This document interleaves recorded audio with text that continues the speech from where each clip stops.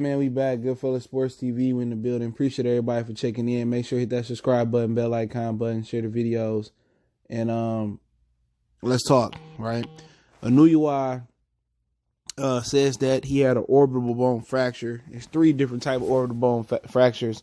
I'll put an article link in the description. You can read about them. It's like a blown out orbital, and there's a couple other ones in there. He's not saying which fracture he has, but it had him complaining about double vision the entire fight. Okay, he had a broken nose, and also he suffered the orbital bone fracture in the second round with a left hook, and he was seeing double. So he fought through a lot of adversity. And Kell Brook had an orbital bone fracture. I'm not sure what was his treatment. You could do surgery, you can do medication, and it's one more other thing you can do. I'm not sure what it was, but it's in the article. So he fought like a warrior. Somebody requested me to do the video about it. I had heard about it, like I think Friday or Saturday, about him potentially having breaking his orbital bone.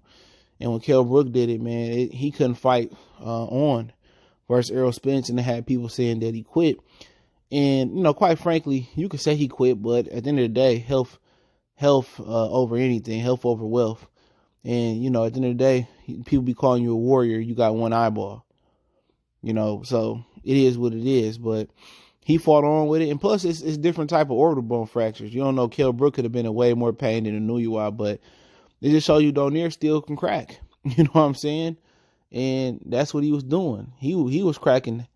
He was hitting him hella hard. You know what I'm saying? And he was hitting him with some good punches. And it's crazy that Inoue was able to, box and maneuver and stay away from that left hook. You know what I'm saying? And now I see why he was putting his right hand up so high early in those fights, early in those rounds. And he was keeping that right hand high. And I don't even know if Donaire knew that, he had hurt had broke his orbital bone. Obviously, we seen he had a nose injury, you know what I'm saying? And Donaire was trying to really stick that jab in there. And, could this be kind of like, maybe you shouldn't move up? But for people to really understand, Donaire was 20 pounds heavier than him. They fought at 118. Donaire was almost a super featherweight. If not, he might have been a super featherweight in there. He might have been 130 pounds. So this also can be a warning shot to Donaire and to tell Inoue not to move up too fast. Take your time. At the end of the day, Lomachenko will never punch as hard as Donaire does. You know what I'm saying? Never. But then again, he's naturally a bigger guy. Okay? He's naturally a bigger guy. So, things can still play in his way. So Inoue saying that he's still on track to do what he want to do in 2020. He would top rank. If I'm Bob Arum, I want to protect my investment the best I can.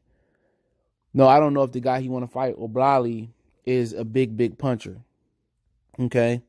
I don't know how big a puncher he is. But then you want to fight Orbital, maybe Tite. If those guys ain't big punchers, then we jump right into those fights. But I want to make sure this guy's 100% healthy, because Kell Brook, his next fight back, even after taking almost, a year off since the Triple G fight, he broke his orbital bone again. So really, you don't want to rush it back, no matter if it's a small fracture, a big fracture, whatever the situation may be. I would lay a timeline out for him. Where even if they say, oh, he can resume training in, let's just say, March, I would bring him back late 2020. Maybe fall, summer 2020, August, September, October-ish, to make sure he healed up. There's no rush. He's 26 years old. I understand they got a timeline where they want to do things. They might want to do Orbital, Tite next year. Then they might want to move him up, fight Nervates next year or something like that, or Danny Roman or something like that. But I think this right here let him know he ain't invincible. And perhaps this can be the best thing to happen to him, where he can slow down, He just got to 118. There's no need to jump up to what? Super Bantamweight 122, then jump up to featherweight. You're 26 years old. And I know big names don't come down there a lot of the times, but really, he got a situation where he can fight Juan Estrada, he can move up. He got a situation where Juan Estrada and Reeves-Stein can fight again, and he can fight the winner of that. He can fight both of them. You know what I'm saying? He got a situation where he can fight Tite, Oblali, Rigondeaux. He got so many names he can fight at 118. I really don't see the rush with him going to 122 right now. He just got to 118. You know what I'm saying? I don't see the rush. I would let him fight. Like, look at the names. Inoue. I mean, look, Riva-Stein. That's the guy who beat up Chocolito. Juan Estrada, Oblali, Tite, Rigondeaux. He got enough fights there to fight for almost 2 years. You know what I'm saying? Then you can move up to 22. And then by that time, you know, Narvaez and Lomachenko been in far, you can fight the winner. You know, and at 30 years old, you know, with everything he accomplished down there, if he want to jump to 30, I mean, that's his prerogative. But I think this right here lets you know to slow down a little bit. You know what I'm saying? That Donaire still got that grown man strength. Don't get it twisted. But a lot of guys going to come in around 128, 130, if not higher, once you move up to 22. Those guys going to rehydrate. And the only thing happens when you rehydrate, the negative thing about it is you rehydrate real high, 20 pounds, it zaps your energy, you sluggish, you're not as quick and agile. It's kind of has some of the same cons as draining yourself, because your energy level not good when you drain yourself. You're not as fast as you once was. But if you overhydrate, you slow, you sluggish, but the thing about overhydrating, the pro is you can take more punishment usually. People put extra weight on to take more punishment in fights. They're able to take the punches better.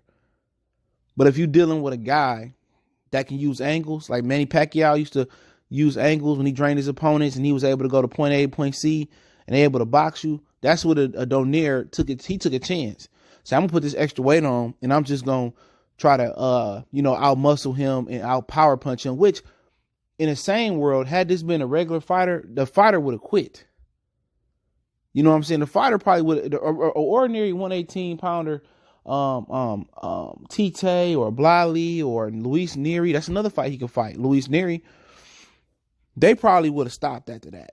Broken nose and orbital bone. Your average fighter would have stopped. He ain't normal. He's special. So he fought with a lot of grit and determination, but I think this is a warning shot from the man upstairs. Like, slow down. Stay at 1-18. There's no need to go to 18, go to 22, go to 26. You're 26 years old. Be patient. You got so many great opponents to fight there. Estrada can move up. Riva-Stein can move up. Luis Neri there. Oblali there. You want a soft touch. Rasheed Warren there. Tite there. All right, Ron Burnett, he retired. You got so many opponents there. And he said he wanted to avenge his brother's loss, who he lost to Oblali. So, me personally, I would let him come back no faster than like June. You know, but he signed a deal with Top Rank. They got all the fighters basically down there. I mean, Shakir Stevenson, Lomachenko coming back down. They got Narvaez. They got a working relationship with the Zone. So they got Danny Roman, who a 2-belt title holder at, I think he holds 2 belts at 122. Yep. You know, at the end of the day, they had a working relationship with Rigondeaux at some point in time. So, you know, it's crazy, man. But this dude, a warrior, and I see a lot of the dudes hating on him. Oh, he got exposed and everything he fought through from the second round on. You know, I'm a huge fan. I was a huge fan of him. I don't care if you black, white, Asian, Filipino. I mean, I like Juan Estrada. I like Riva-Stein. I like Chocolito. I like the smaller fighters because the money not down there, so they got to fight each other and get the best fights to make a good living. So, you know, you ain't going to never really get that type of bias to hate from me about another fighter unless it's a valid point. But, hey, let me know what you guys think. Broken nose, fractured orbital bone, warrior, Inoue, he is, speaking in Yoda language. But hey, don't forget, we on Facebook, Instagram, Twitter. Reach out to the email if you got business, question, card, response, video question, want to make a donation. Link in the description. Best way to donate is share the video and let me know what you guys think about Inoue situation. I'll link article in the description.